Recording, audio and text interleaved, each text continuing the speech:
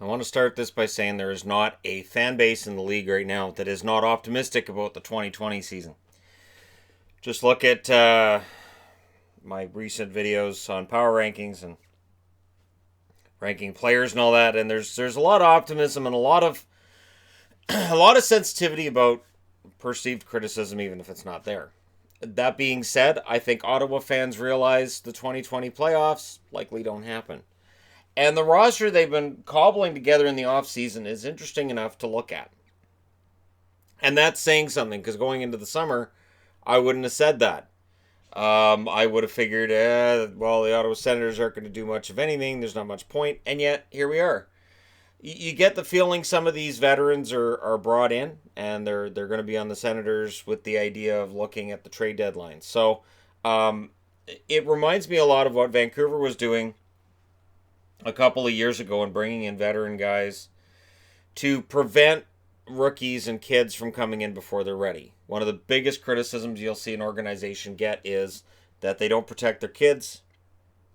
They get thrust into a role in the NHL that they're not ready for, and it hurts their development.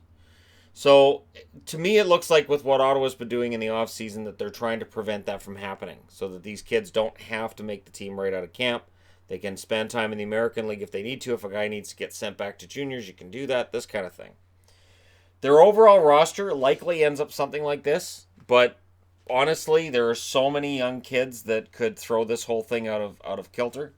On the left side, Tkachuk, Bodker, Duclair, Balcers, and Ennis, and I'm well aware that a couple of them could play the right side as well.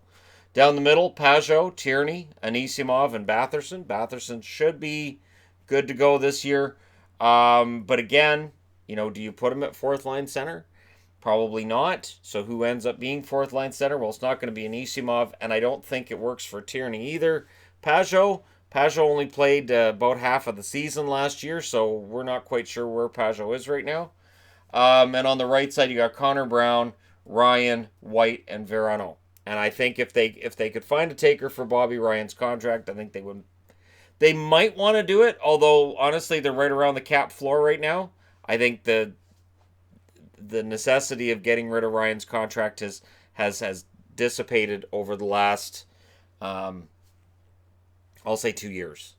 So when Vegas came into the league, I think there was tremendous interest in Ottawa in getting rid of Bobby Ryan's contract, but that was when they felt they were one win away from a Stanley Cup. And now this is a team that's in a full-on rebuild. The blue line is really, really fluid. So again, this isn't necessarily tops, middle, and because I don't know. You got Chabot, Hainsey, Brandstrom, Zaitsev, Borowiecki, DeMello, and then there's Wolanin. Now I like Wolanin a lot. And Brandstrom is going to be the key. So if Ottawa's going to make a move up, Brandstrom's going to be the key on the blue line. Chabot had an amazing year last year. Hainsey, good, solid veteran addition on the right side for him. If Brandstrom's ready, and if Zaitsev lives up to Dorian's hype, which is a little shaky, you could look at a blue line being much better than we expect. These guys are going to have to cut down on shots against. You're going to have a really good penalty kill built out of these players. Duclair had a good run after getting to Ottawa. Is he going to be able to do that over a full season? That's debatable. Tierney had some up and down moments last year. He had some long scoring slumps. He was pretty good at the start of the year for them. So you could get either with him. And again, it's going to come down to kids. Tkachuk, does he take that next step next year? I think he can. Who's passing him the puck is where I run into a problem. Like Connor Brown doesn't belong on a first line. I like Connor Brown from Toronto. He does not belong on a first line. So in all likelihood, things look quite different than what I've got on the board. I know that. But who ends up making this roster? Does Josh Norris come in? Logan Brown? Alex Formenton, who looked close. Is he going to bounce into this lineup, and who is he going to take out? Philip Chlapik? Does he finally make the roster full time? And those are just the guys up front. So there's a lot of prospects here. There's a lot of names to throw in here. The one thing, of course, when you're looking at prospects, you're going to get guys who flop at the NHL level. it's going to happen. Even now with scouting being much better than I think it was back 20 years ago, you still get guys who come in and it just doesn't work. Their offensive, this bunch of forwards here, I don't see enough here to say yes, they can push for meaningful games into February and March. The blue line, again, could very well end up being their strength. I don't have Maxime Lajoie in there. Lajoie had a really strong, I want to say, month, and then things kind of tailed off for him. I like Lajoie. I think he's got the potential, and it's part of the reason why I'm kind of surprised they bring in Hainsey. They add Zaitsev, and it likely pushes Lajoie out.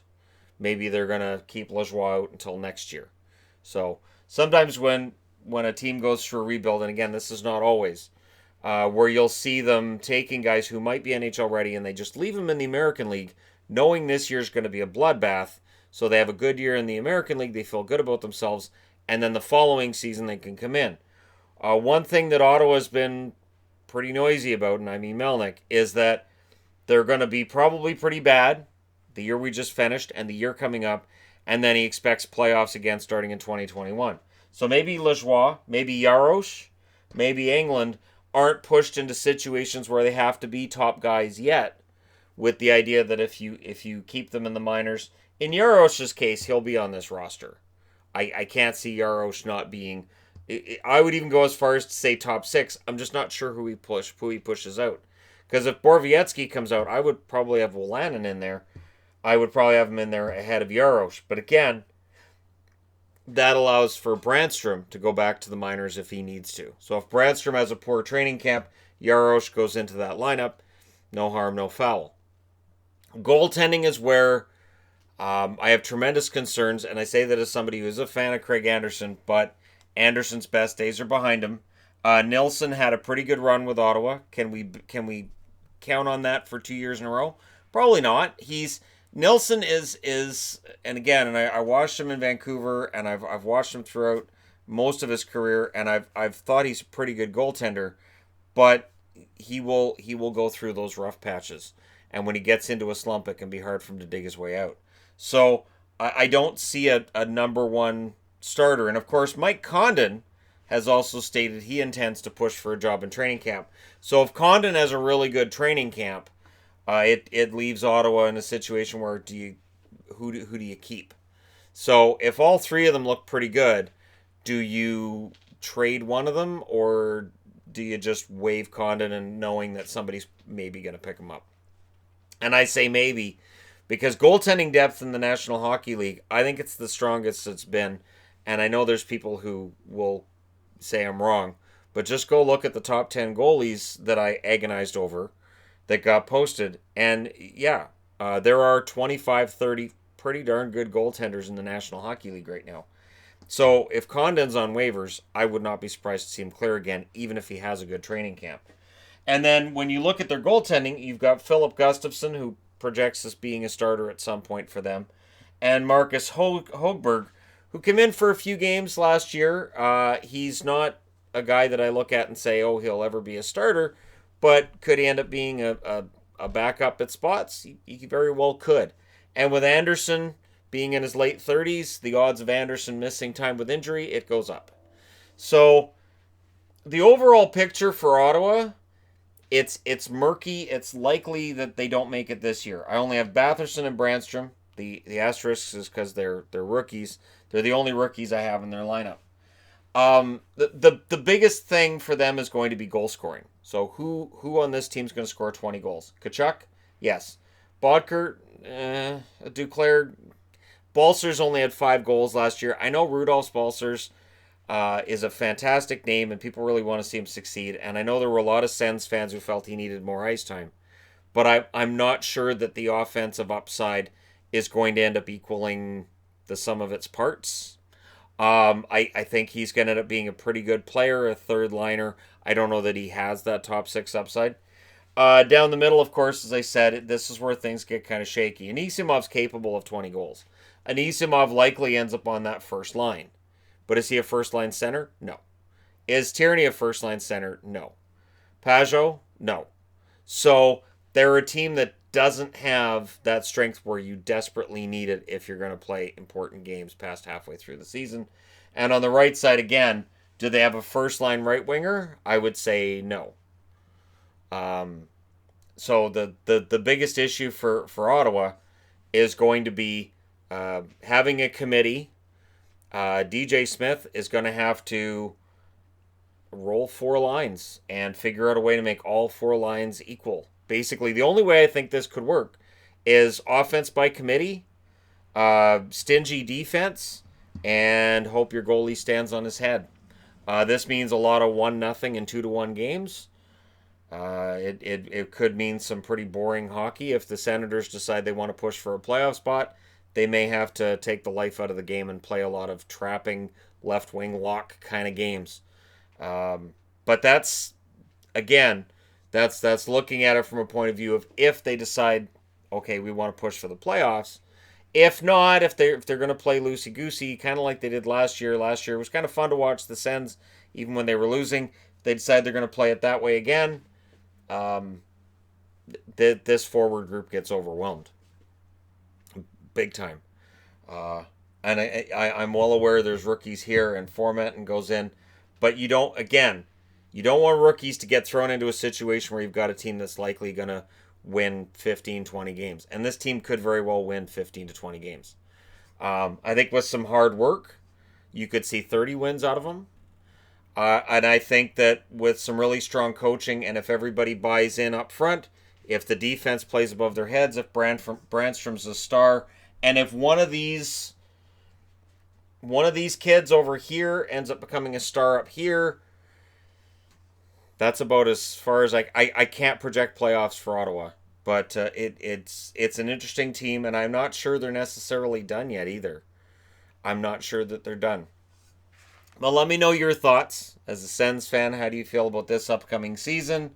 And which players are you looking forward to seeing? Which guys that I have here do you think are most likely to make the roster? And if they do, who do they push out? Is Verano going to find his way out of the lineup? Does White push his way up? Is he going to be that first-line winger that they need? He's shown some promise here. Does he take that next step this season? There's a lot of ifs, and it's too many for me. But let me know how you feel about it. Don't forget to hit like and subscribe if you're browsing your way through. You just happened upon this video. And again, I think this coming season will be a test to see just how strong Senator fandom is. And I think next year, I think they're going to aim to get better. Notice I said aim. Because sometimes teams will be like, all right, we're coming out of this rebuild, and it doesn't work. So let me know your thoughts in the comment section below as always. Don't forget to hit like and subscribe if you're browsing right through. You just happened upon this video. Thank you guys so much for watching. I'll talk to you again soon.